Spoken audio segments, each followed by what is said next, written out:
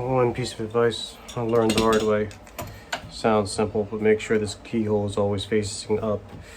I know a lot of people who have installed it upside down.